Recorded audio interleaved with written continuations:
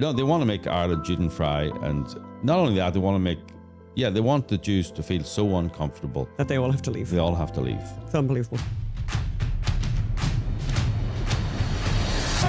Hello, my name is Anne McElhenney. And my name is Phelim McAleer, and welcome to the Alan Phelim Scoop, the podcast that brings you all you need to know. Not a great tagline there, really. No, I think we're working on that. Yeah, we'll work on that tagline. I hope everyone had a really fabulous... The People's Podcast. What about that? No. I hope everyone had a fabulous Thanksgiving. Yes. We had a very dramatic Thanksgiving. I think we kind of win on the potentially the best excuse ever for someone cancelling on you in the morning. Yes. Which and by the way, didn't end up as a cancellation, but our hostess it was a beautiful morning here in Los Angeles, and she went swimming with her husband, and she was basically calf deep in the water down in Manhattan Beach. Yeah, Manhattan Beach, Los Angeles. In Los Angeles. You can go swimming on the Thanksgiving morning. Other people can. No, as in Los Angeles, you can. Because the weather's nice? Because the weather's nice. Correct. It's Southern California, Phelim. Not always famous for. Yes. I'm just letting people know. And there are people out there who might be... So our friend screams to her husband after a very short time in the water. And it turns out she has been bitten, I suppose the word is... Not speared. Speared. You don't get speared bitten. By a stingray. Mm. And just for those of you who have never had this happen to you, and I hope it never does happen to you, huge amounts of blood suddenly started gushing out of her foot. And we can attest to that because we went subsequently, later that afternoon, we went for a walk at the beach and there was a blood trail all the way to her house. Yes. Is the stingray the thing that killed the... Australian? Steve Irwin. Steve Irwin. Maybe. Oh, yeah. But it wasn't his foot that got attacked, right? It was his heart. So, and I think they have bigger stingrays in Australia. But when you see the blood, and we saw some video footage of the... Too much information. And we won't be sharing that video footage, by the way. And the blood seemed to be, as she says, seems to be somewhat different because of the venom in the barb. Anyway, PSA here on this particular situation. If you are in Southern California and you decide to go swimming, you have to do the shuffle, which is where you put your feet and you shuffle your feet, because the stingray actually apparently has no actual interest in stinging you or barbing you. And so if you shuffle, as somebody told us, by the way, I believe one of the longest serving LAPD officers that we happen to know told us this story. Shuffle, shuffle, shuffle, and you'll be okay. Or do you wear shoes? Booties. Or wear booties, which we also, by the way, wear when we swimming in Ireland because of weaver fish, which are not as dangerous, but certainly painful. Moving on, Phelim, what's on in the podcast this week? Weaver fish sound less threatening, don't they? Like a little weaver fish. It's like a little weaving away kind of... Best to wear the little shoes. As opposed to stingrays. Okay, what's on the podcast? Well, just when we thought the UK was leading the way with sanity on trans madness, we discover that Frankenstein/Mengeles is alive and well and working for the National Health Service, and this time they're after your children, and it's an incredible story. Yes, it's an incredible and story. We put it first actually because we thought it deserves that space. Yes. And Pearls Before Swine. Very good film. I like that. Pearls Before Swine. How Ireland hates the Jews so much they can't bear to have a park named after one of their most prominent Jewish citizens. Horrible story. Horrible story. That has a kind of a slightly happy ending, but we will see. I think the ending is Ireland is going to become Juden-frei. But we'll talk about that in the story. And crazy California, LA officials have been caught in financial shenanigans to the tune of tens of millions of taxpayer dollars, ripping off a homeless charity. You will not believe what's happened.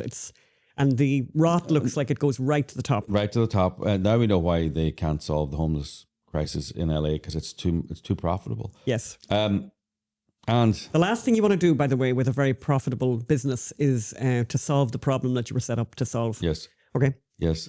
And is Anne McElhenney, and this is a question we all need to know, is Anne McElhenney safe to drive on the nation's roads? The DMV says not. The DMV says they're not sure. California, no, they say they're not. Well, we will explain that. Yes, okay. And if not, then why were hundreds of thousands of Indian immigrants suddenly given driver's licenses, but now suddenly they don't have driver's licenses?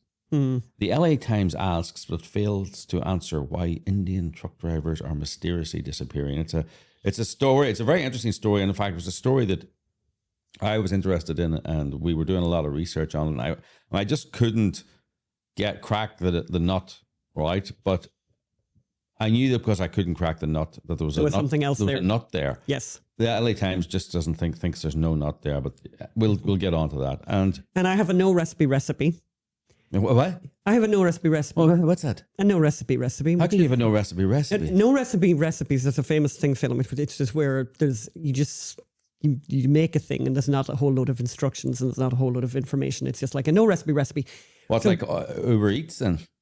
This is a no recipe for salmon, and basically for my favorite meal, which I will also get on to the fact that my husband has an issue with my favorite meal. We're going to talk about that.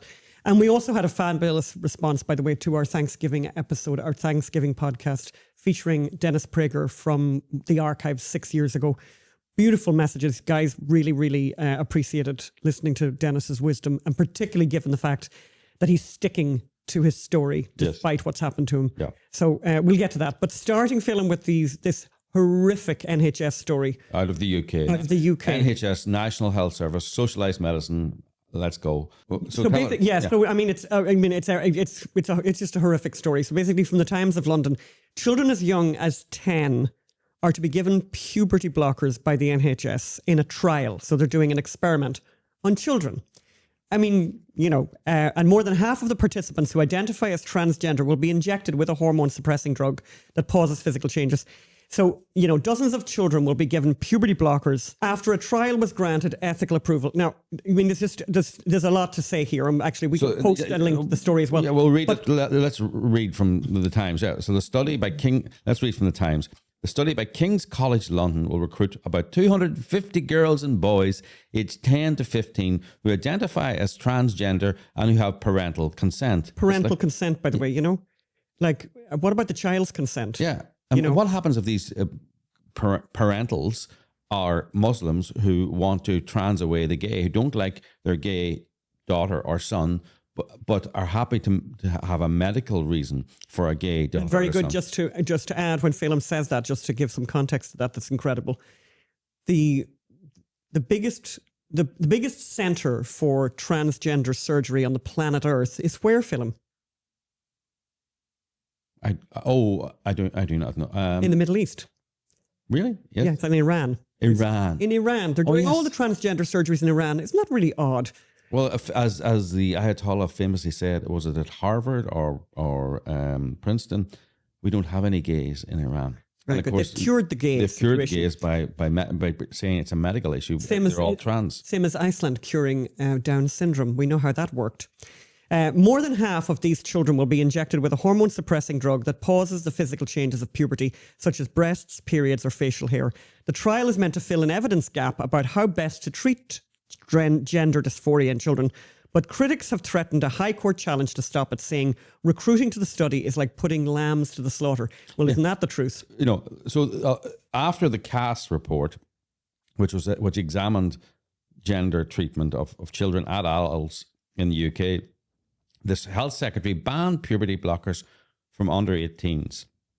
The drugs were given to children at the Tavistock clinic since 2011, but the NHS stopped using them in 2023 after the Cass review. Now, see, there's one thing here that nobody's really saying. I think something like 9,000 children were given puberty blockers in the UK. So they already have a test. They have a test cohort.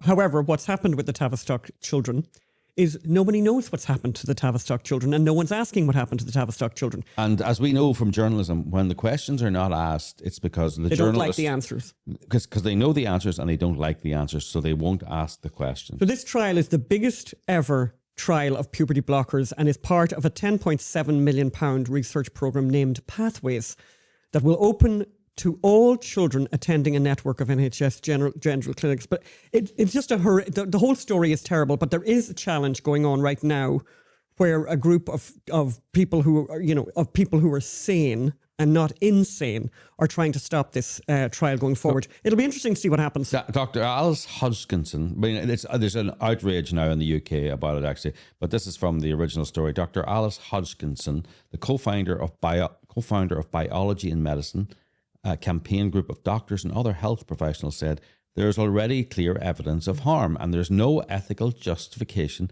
for subjecting another 200 children to puberty blockers. this causes massive long-term effects Yeah. to children, Yeah. to children who have a mental illness. And parental consent, you've got the Muslims who want to de-gay their children. You've got parents who just want their child to get better and have been told by some woke psychiatrist that this is what's wrong Yes. with them. And if you affirm it, they won't commit. So, it's better to have a dead son or dead daughter than a live son, or live son rather than a Yes. dead daughter, Yes. whatever that is. And so they're told that they will be putting their child's life at risk if they don't agree to this affirmation and these puberty blockers. Is that informed consent? Yeah, no, it's Mengeles. It's extraordinary. It's terrible. And where are the adults in the room?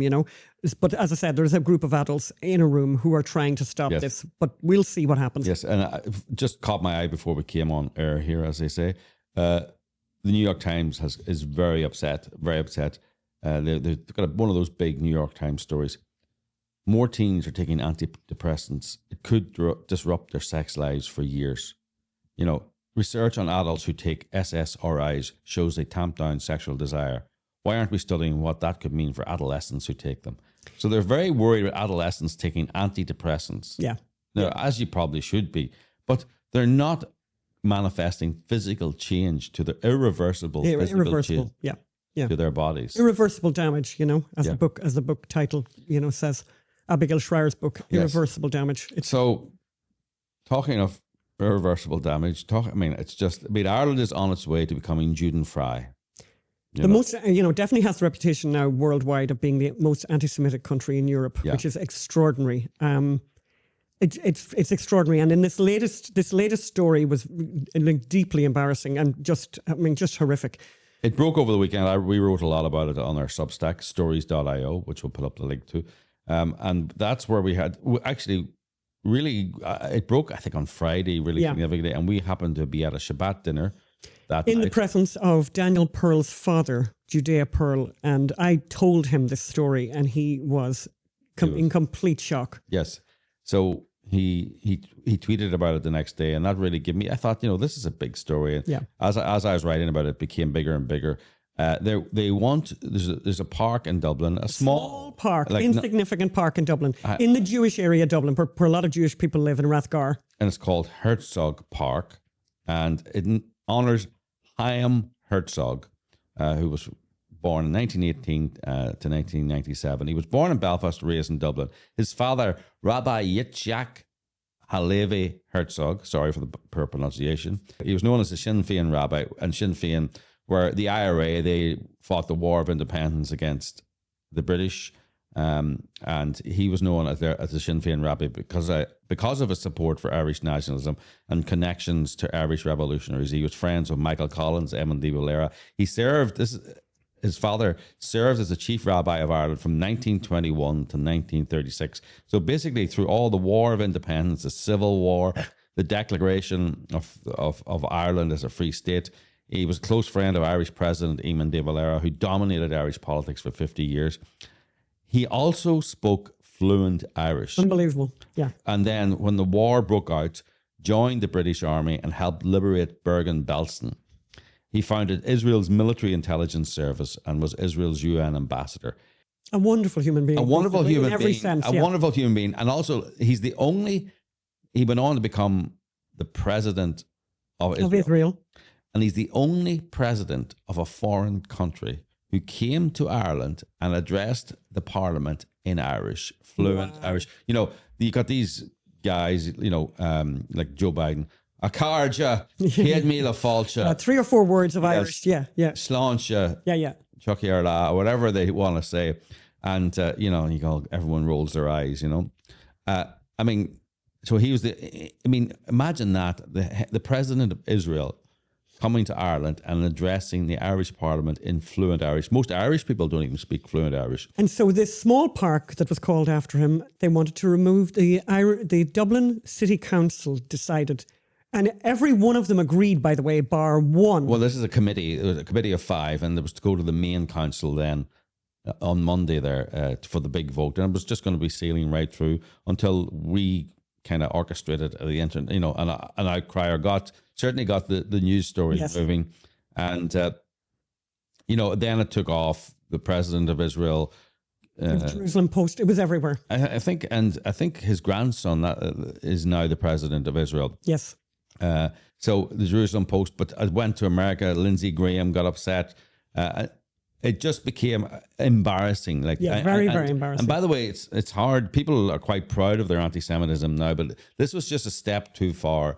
As someone who had been such a proud part of Irish history, an integral part of Irish history, an amazing person.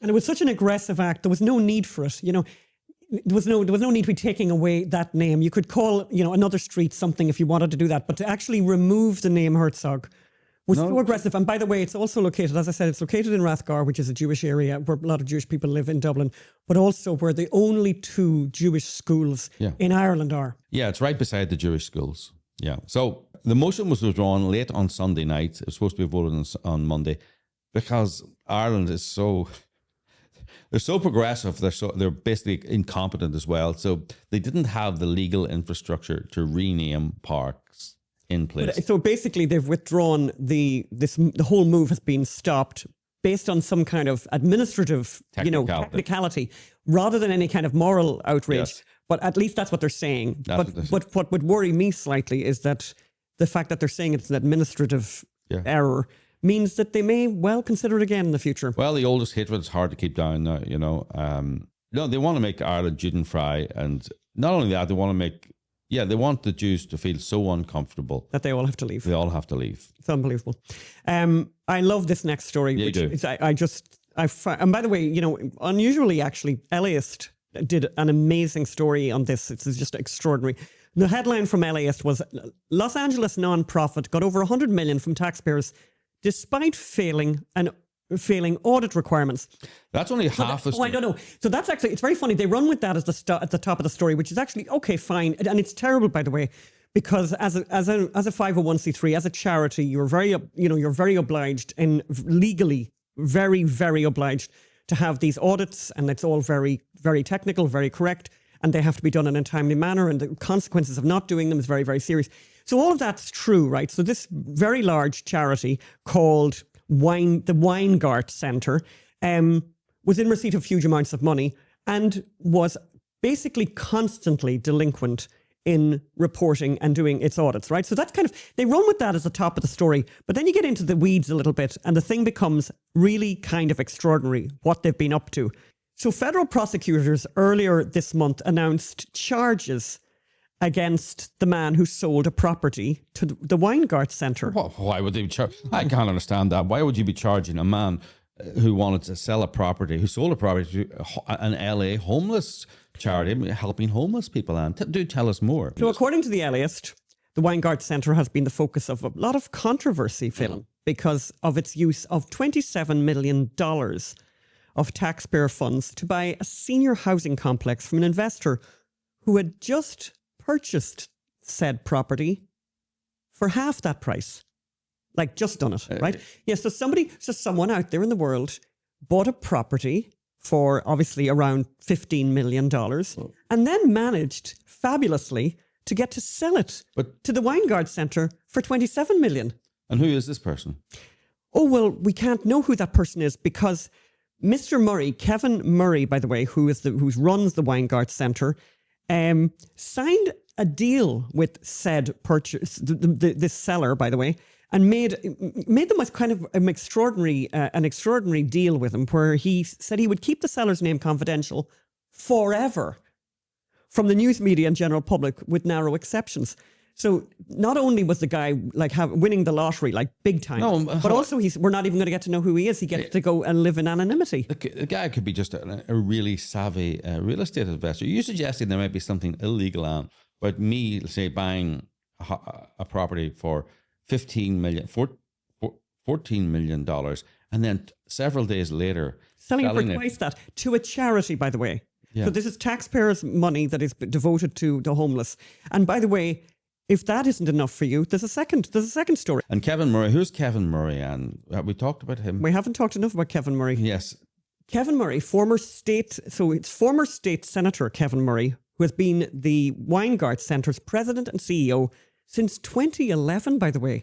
Nice one if you can get it. And he's very well connected with Karen Bass as well. He's very well connected to and also the Weingart. So they have Kevin Murray at the Weingart Centre, but they also have a guy called Ben Rosen, who's the chief of real estate development. So both of them now have been placed, by the way, on some kind of leave until this federal investigation is allowed to take over. But it's not the only. By the way, it's not the only property where there's a bit of an issue, and I really like this one. By the way, does this mean we could sell our house? Yes, I'm really hoping that will work out. Center that's right. For twice or three times. By the way, we paid for it. Yeah, that's certainly one of my plans. But then the other one, and actually, we could throw in Top Cat as well. The comfort cat. Well, you trying to tell me if we got 3 times the property price, you wouldn't throw Top Cat in? That's like that story. And remember in the Wall Street Journal? Oh yeah, there was a story in the Wall Street Journal of unusual things that happen when people are buying property, and one of them was where somebody arrived at an incredibly gorgeous property. They came from New York and they came to LA, or 20 million, some kind of, and it was like they arrived and the children. Did the children arrive? Yeah, so they arrived from New York to LA. Obviously, they were living in a rabbit hutch in New York, and they arrived at this beautiful LA house with these French windows and a garden, and the children opened the French windows and running out. And next thing, this golden retriever, of course, like 1 or 2 golden retrievers run into the picture. Backlit, and it's all perfect. And they come in, and the children loved the golden retrievers. So basically, they said, "We'll buy the property, but the dogs have to come with it." And I think the people made that. And the owner said, $5 million, no problem. Yeah, we can do this. Yeah. So, but I think that's interesting with the Weingart Centre, just the second part of this, and I think our colleague here, Elizabeth, will enjoy this. So there's another property that is interesting and has been revealed by LAist in their story, which is fantastic. So this summer, city leaders in Torrance publicly alleged the group may have been massively overpaying for a hotel property under a new round of taxpayer-funded home key grants. So let's just explain what home key is, by the way. Home key is this idea that you can't force people off the street unless you can give them a room or a house with a front door key. Uh-huh. So they can't go to hostels. They can't go to shared accommodation. They can't go to an army base with tents or temporary housing. No, they have to have their own front door key, so that that's part of that. So as part of that, former Senator Kevin Murray, signed a purchase agreement for the Weingart Centre to buy a Torrance hotel for $30 million. Mm-hmm. That sounds okay, right? In taxpayer funds. Listen, Torrance, I'm sure it's a wonderful place. An appraisal he later commissioned found it fair market value. Later commissioned, so after they paid it. Yes, but an appraisal commissioned by Torrance estimated it was worth just $10 million. Torrance City Council. A third of what Weingart had agreed to pay with taxpayer dollars. So, and by the way, this guy, Kevin Murray, former Senator Kevin Murray, is a lawyer and a real estate guy. That's his kind of like, that's his CV. That's his area of expertise. So for a guy who has an expertise in real estate, there's something weird going on there, because he seems to have a real problem with valuations. And maybe overpaying for things, Phil. Well, maybe you just. By the way, maybe in a couple of days your property can double in price, and certainly that's something we're hoping for. Well, was this under Bush or Biden, or Trump or Biden? Sorry, because certainly under.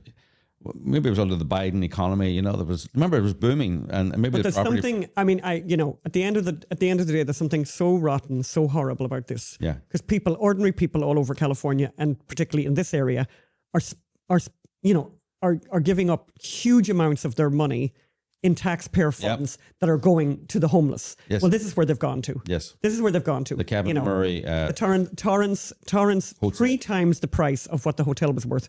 And then the other property was double the price. And you were saying earlier about the audits, him not doing the audits, and they're not supposed to get federal funding or any other type of funding. Apparently, Karen Bass used her influence to push through the funding. Uh-huh. So her friend. So now it's the subject of a federal investigation, and I just really hope they throw the book at them, and I hope that they do an incredible deep dive into people's bank accounts and their families' bank accounts to find out if anything untoward would have happened. Because I don't know why you'd want to do that. Why you'd pay twice the value of a property? Twice, yeah, and 3 times. We should point out that for the Shelby Drive house in Cheviot Hills, that's the one that the senior one where he played where allegedly it was paid twice the price. Murray previously told the LA Times he had, quote, this is an interesting quote, no prior relationship with the seller Yes. and no continuing relationship. Yes. Right. What are you reading there, Phil? Well, he's denying any wrongdoing. Is he not? Could he have had a one-off relationship? Like a one-night thing, yeah. One-night stand with this guy where money was sent to, and you were asking earlier, how do you pay off? You know, obviously we're not suggesting that Kevin Murray's been paid, but of course he did nothing wrong. If he was involved, let's say in a fraudulent, how does that person who profited the 15 million send him the money? Well, in Ireland there was a famous thing of having offshore accounts. Is that not a thing that would be a no? There's no idea? real offshore anymore. Right. Because of there's no such thing as a Swiss bank account now. They're obliged to tell the American authorities about any. No, what the new way is. It's a bit like Hunter Biden. You hire the person's son to run your not-for-profit, to run your company. You give the person's son a $400,000 a year job in the company, nice. Or you donate 10 million to the person's son's not-for-profit, or to the person's not-for-profit, and then they pay themselves a salary of $400,000 a year out of the not-for-profit. So it's you fund the family's not-for-profit, or you fund the gentleman's not-for-profit, nice. and or you fund a not-for-profit associated with them, and they hire you as a consultant, or they put 2 million into your electoral campaign, which you then pay all your family members. We're not suggesting any of this, by the way. Of course, I'm sure there's an incredibly innocent explanation, and I'm hoping we're going to get to hear that. Just to kill this story, we should move on, but I just want to say, this is not a story about homelessness being exacerbated by these people by stealing the money, because the money would be wasted anyway. I think they spent 26 billion on homeless services in the last few years. Everything's just got worse. And everything's got worse. So this housing first and this home key policy exacerbates homelessness. There's no way there's 60,000 homeless in Los Angeles, and there's no way you're going to get a room for all of them, right? Okay. The state is just not going to do that. So, Anne McElhinney. Yes, sir. I believe you're not suitable to drive on the roads of America. Let's just put it this way. At the beginning, I need to appeal to the Americans with Disability Act here. So basically, at the beginning of the year, I needed to renew my driving license. I went to the DMV. They said to me, oh, look up there at that chart. Cover one eye and read the chart. Cover the other eye. So I have one very good eye, and I have one very bad eye. So, of course, I couldn't read the chart with the eye covered. And long story short, they said, aha, you're going to have to redo your driving test. And just to bring you right up to speed, I've now failed the said driving test twice. And now I'm this week, by the way, facing my third go at this driving test. But you have a letter from your ophthalmologist, isn't it? I have a letter from the ophthalmologist saying that I'm fabulous. And he has never in his life actually ever had somebody need to do the driving test again with my particular condition. So he doesn't know what's going on, but they're being very nasty about it. And I have to do this again. And in the meantime, the thing I think is quite funny is that each time I fail the driving test, they give me a temporary driving license and I drive away. So I'm either a danger on the roads or I'm not, but they're certainly not stopping me driving. So I've been driving for a year now on these temporary licenses. And I don't know if I'm going to run out of temporary licenses, but I'd just like everyone to say a prayer for me this week while I face the next drive. And by the way, just to understand why I failed particularly the last one, I was so nervous that we came up to a green light and I stopped. And the driving test guy said, that's a green light. And apparently if they speak to you, if they have to intervene, you're done for. And so I've told them, yeah, but I was just... No, I just said, look, that doesn't how nervous I am. No, you should have said, I'm just being polite. Okay, Phelim, tell me, why are we talking about my problems and how do they connect with some Indian truckers? Well, you've seen all the horrific crashes from the Indian truckers. I think we'll show one there. Hundreds of thousands of Indians, refugees, asylum seekers, came to California and have got not DMV licenses. They've got commercial trucking licenses, which would be even more difficult to pass. By the way, than what I do. But now this is something that I have been very interested in and have not been able to crack. And I saw a headline in the LA Times. Why are California's Indian truck drivers disappearing during the holiday rush? Because they are now, their licenses are being withdrawn. And I'm going, well, that's a good question, actually, because they shouldn't be. If the licenses were awarded perfectly legitimately, absolutely, under the rules, then they shouldn't be withdrawn, right? Now, and so I was thinking, okay, the LA Times have put a bit of resources in. This is by Nilesh Christopher, a staff writer. Nilesh. Right? And this is kind of a rule of journalism, by the way. If you have a question in the headline, the answer has to be in the piece. I think that's fair.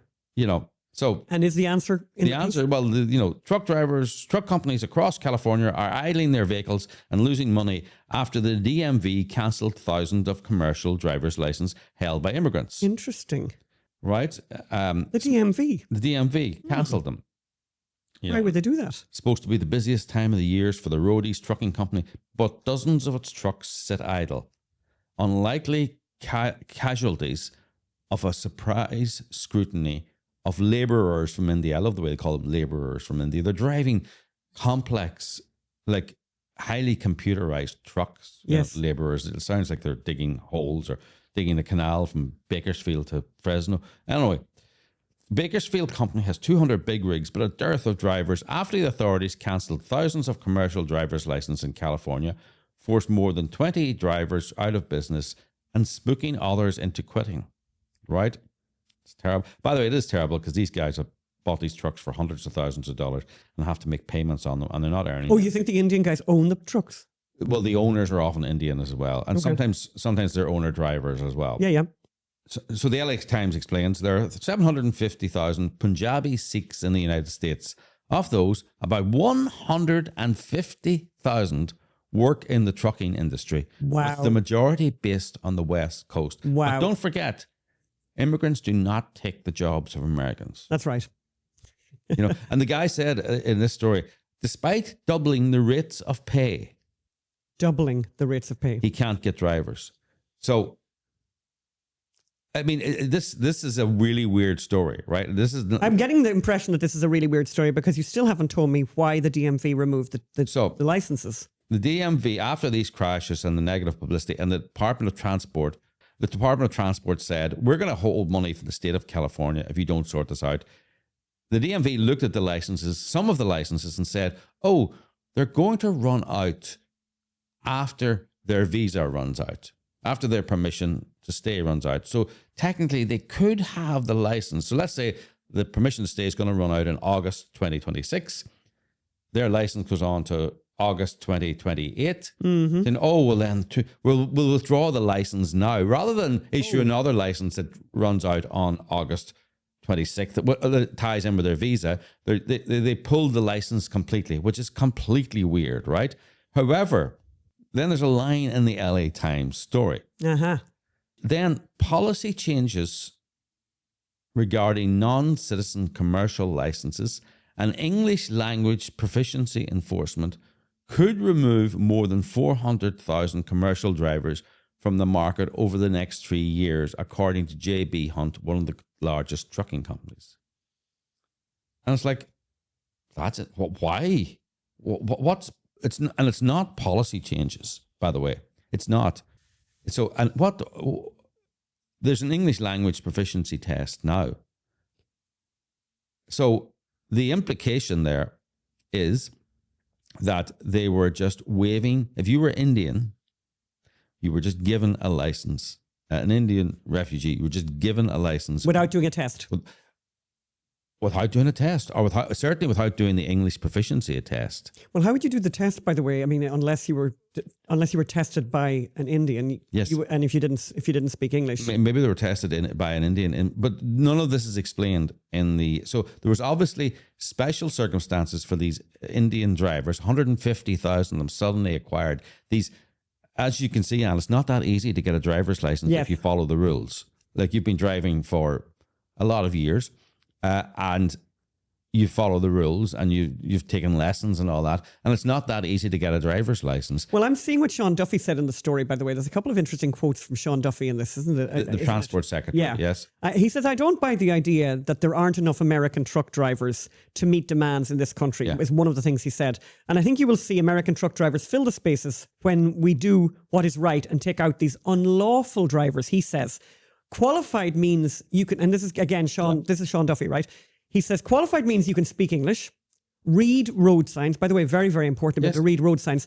Understand safety rules and respect our laws, he said. Qualified means, and I like this bit, by the way, this is again Sean Duffy, qualified means you earned your CDL the right way, not through a rubber-stamped process in a state that looks the other way. Yeah. But this is an extraordinary story. I mean, yeah, according to Sean Duffy now, and I think he would have a lot of information there, he is basically questioning the legitimacy of the licenses.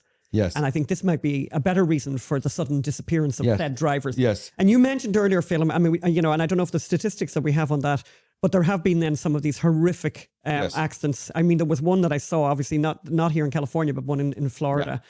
Horrific. Where and there's all these pictures of them doing illegal U-turns and things like that. We're going to show a little bit of that footage now. Things that are, by the way, things that are acceptable on Indian roads. Right, illegal activity because it's a deeply corrupt society. You can pay off the police because there's no rules. There's no sense of they don't have a sense of queuing up. There's a caste system where people are allowed to jump the line and all that. There's no sense of law and order, particularly in India, and they've brought those values over and got their licenses and are now driving these weapons of mass destruction. Yeah, they really are weapons of mass destruction. And when you think of the speed that people move at on these highways, any one wrong move from somebody and those trucks, a complete and disaster. It takes so long to stop. I mean, it's and truck driving is well paid, as we know, right? It's well paid, but when you double the rates, nice, it's super well paid. It's a lot of money. It's a lot of money, and the idea that they're not Americans that are willing to do the job for double nice money, then and so I want to move on to the no recipe. So in fairness, this is my absolutely favorite thing to eat in the world. I know that, and Phelim knows that because it does appear quite often. And if you come to my house for lunch, the chances are this is what you're getting. It's in heavy rotation, as they say. That's right. It's in very heavy rotation, and it's just basically salmon. A salmon darn, they called them in Ireland, and I think they called them a little fillet here. But nice little fat salmon, which we're just going to see how we do it here. Like this is and my husband was the cook on this occasion. Yes. And if you look, here's the video. So basically, all you've got to do is dry the salmon, put pepper and salt on it, have a very, very hot pan, and put said salmon down, skin side down, for about 3, depending on the thickness, and this is where it becomes difficult to tell exactly the time. So you just have to watch it. But I would say, if you look at the piece we have there, about 3 minutes skin side down. Then you turn it over, another few minutes. Then turn it back onto its skin again. And then the way to work out, before you take it off the pan, the way to work out if it's cooked is get a very sharp knife and put it into the fattest part of the salmon and see if you feel any resistance. And if you get some resistance, it needs to be another couple of minutes. But otherwise, you are done. Take it off. Gorgeous. This is literally it. And you serve it with my very, very famous kale salad and with some fantastic French fries. Oh, and those French fries, by the way, have a story all of their own. We discovered these French fries in Costco. And if you live in the United States, I have to say we would highly recommend these particular Costco chips, French fries, as you say in this country. And we've had a lot of compliments on those French fries. So why bother chopping up the potato when you can get them in Costco? Really, really nice. Yeah. And just to wrap up the podcast today, a lot of people were really, really generous and kind about the podcast we had for Thanksgiving, which was from the archives, an interview we did with Dennis Prager 6 years ago, the wonderful, dear friend of ours, Dennis Prager. And we got we got a huge response from people. Dennis has since had a catastrophic injury. I don't know I think he's quadriplegic. We're hoping for the best. We're hoping for the best. A very serious injury. And he talked about gratitude. He wrote a book about happiness and gratitude. But to be fair to him, he still has the same worldview. Yes. despite all that. Well, I love some of the comments. One of the comments was a quote from Dennis, any schmuck can be unhappy. Yes. And somebody said that they're going to put that as a on their fridge as a reminder every day. And I love this particular one from one of the listeners who said, I grew up listening to your show with my dad, Dennis. We would sit in the car outside the house finishing a segment before going inside. I didn't understand half your arguments, but I understood that he was calmer and kinder after listening. Hearing you now, older, injured, still joyful, I feel like I'm watching that same voice that steadied our home. Keep going. Very grateful you are still with us. It was a beautiful comment there. Yes. I mean, look, go and read the comments under our last podcast. Please leave comments under this podcast. We're going to wrap up. We read them all, by the way. We read them all. We are going to announce, hopefully next week, a big announcement about our October 7 play. We're going to bring it into the belly of the beast, into the heart of leftism. And it's going to be a big story. We're very proud of the play, our October 7 play that we wrote after interviewing people who survived that terrible day. And it's a verbatim play. The New York Post call it spellbinding, a reservoir of truth. It is that. It's going to be in one of the most powerful places in the United States. And when we announce, we'll be able to also announce where the tickets will be for sale. So we're hoping that you will buy tickets and travel to said extraordinary place to watch. Okay. We have come to the end of this particular episode. As you know, this week is Giving Tuesday. Please don't forget to give what you can to keep us doing what we do. Yes. We cannot do it without you. Whatever you can give, we would be most grateful. We are a 501c3. All donations are tax deductible. Thank you. Bye. Thank you.